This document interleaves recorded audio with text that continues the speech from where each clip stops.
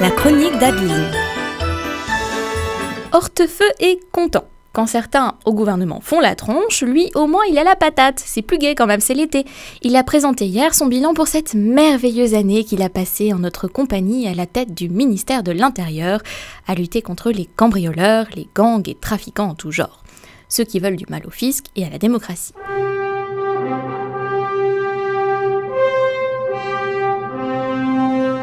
« 2,91% de baisse pour les chiffres de la délinquance, c'est un peu plus que la baisse de 2,5% de l'emploi salarié en France en 2009.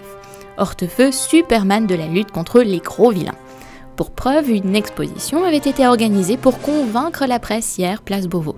Sous les ors du ministère, on avait installé les plus belles prises du ministre de la Chasse, non de l'Intérieur, 195 kilos de cocaïne que les journalistes n'ont même pas eu le droit de goûter, 27 armes à feu, la tête d'un Auvergnat, 200 000 €, mais en faux billets, donc pas de quoi financer une campagne électorale pour Sarkozy.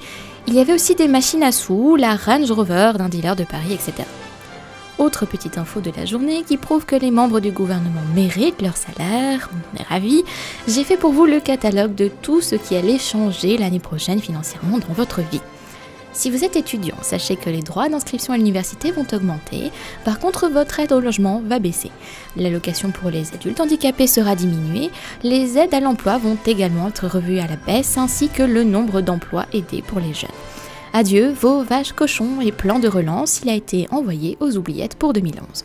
Ah là là, la rentrée 2010 va être franchement sympa. Pas d'emploi, moins d'aide, aucune perspective d'amélioration. Mais au fait, on est le 1er juillet là. Non, c'est passé.